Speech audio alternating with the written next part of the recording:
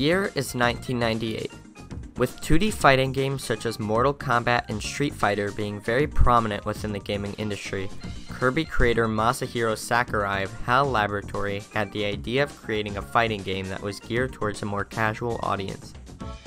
Due to limited knowledge about how to actually go about creating the game, he pitched his idea to programmer and Hal Laboratory president Satoru Iwata. Due to this being shortly after the release of the Nintendo 64, Iwata was ecstatic about the idea, believing it would make full advantage of the console's 4 controller ports and analog stick. So with the two's combined ideas, they got to work. The pair's first prototype was something that translates to Dragon King, the fighting game, which was planned to be the first installment in a series of games. Not much is known about this early prototype aside from what can be seen in this screenshot. It seems to bear resemblance to Super Smash Bros. Current damage percentage system. While Dragon King was still quite early into development, Sakurai believed that the characters he had planned to include in the game were too similar to one another, and that they would fail to captivate an audience in a home console setting. As a result, Sakurai scrapped all existing elements from the game. In a test done without permission, Sakurai decided to add elements from multiple different existing Nintendo franchises, and the result was other than expected. It seemed to perfectly fit with the idea he'd originally had. In a leap of faith, Sakurai and Iwata decided to pitch their Nintendo character fighting game idea to Nintendo. The nervous duo were relieved when the higher-ups at Nintendo loved the idea.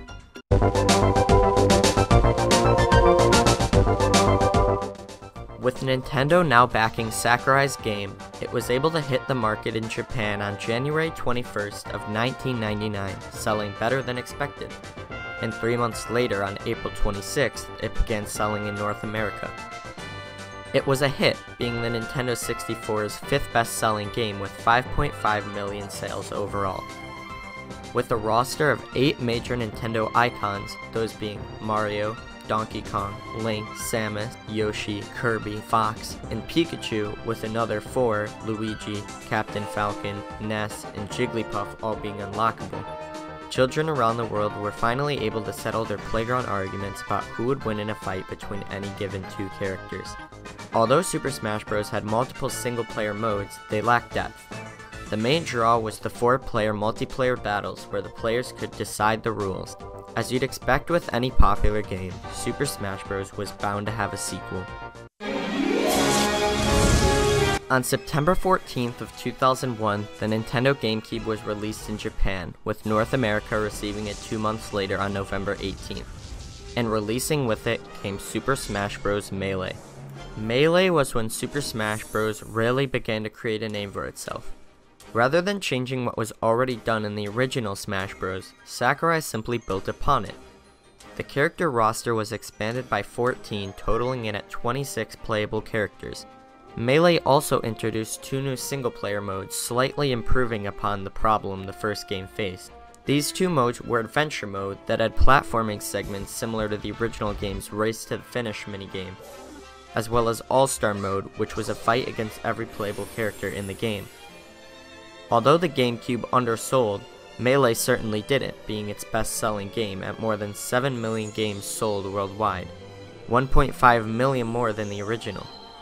The new GameCube controller was a fan favorite, keeping the familiar feel of the N64 while improving it overall. Despite Smash games further improving, Melee was anything but forgotten and sticks around now, nearly 18 years later, being a staple of the competitive Smash Bros. Community.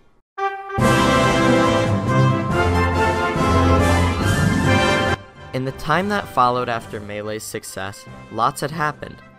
On May 24th, 2002, Satoru Iwata became the new president of Nintendo. Shortly after, on August 5th, 2003, Sakurai left Hal Laboratory after growing tired of the constant pressure of creating Kirby sequels, and he later created his own company, Sora, which was announced to the public on September 30th of 2005. Around this time, it was confirmed that a 3rd Smash game was bound to be released, but the question was when. With the first 2 Smash games having only 2 years in between releases, it had been almost 5 years after Melee without the official announcement of a new game. But finally, at E3 of 2006, a trailer for Super Smash Bros. Brawl was shown, and was set to release worldwide in 2008. The game would expand the roster to 39 playable characters and would now include third-party characters such as Sonic and Snake. And what better console to release it on than the Nintendo Wii? Upon the Wii's release in 2006, it was a commercial success and now has a total of nearly 102 million total units sold. I honestly can't think of anyone I knew as a kid who didn't own a Wii. It was the champion of multiplayer gaming in its time. The anticipation of this new Smash game, which was under new development at Sora, was crazy, but it was well worth it.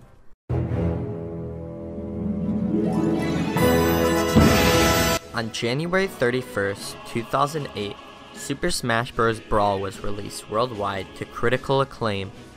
It became the 8th best-selling Wii game with nearly 13.5 million copies sold.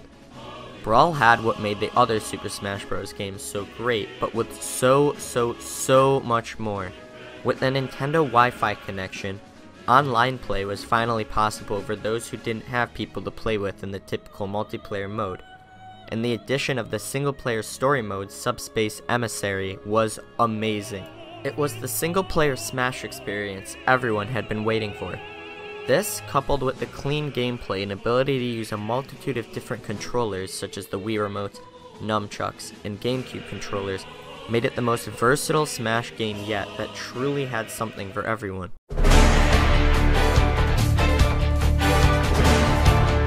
At E3 of 2011, it was confirmed that 2 new Smash games would be releasing, and would this time be released on 2 different systems. These 2 systems would be the 3DS and the Wii U, providing players with both a new handheld experience and the console experience everyone had come to be familiar with.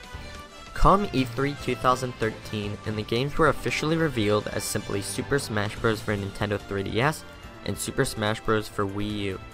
Upon the release, the 3DS version being on September 13th of 2014 and the Wii U version being on November 21st, the games didn't add anything significant other than 14 new fighters, 4 of which were third parties such as Mega Man and Pac-Man, but the game lacked a story mode such as the one Brawl had.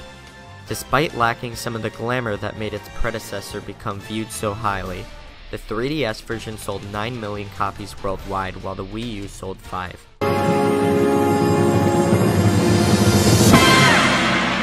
Sadly, shortly after the release of these games in July of 2015, Satoru Iwata passed away due to complications from a bile duct growth. He was extraordinary, and may he rest in peace. It should come as no surprise that the overwhelming success of the Smash series has put a load of stress on Masahiro Sakurai.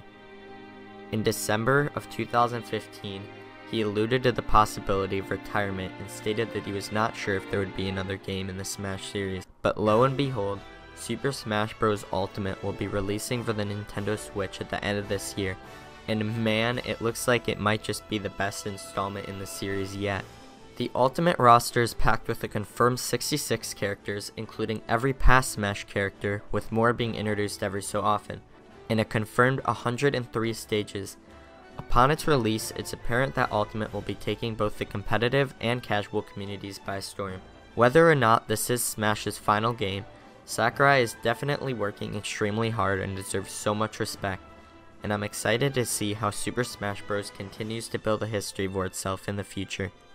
Thanks for watching.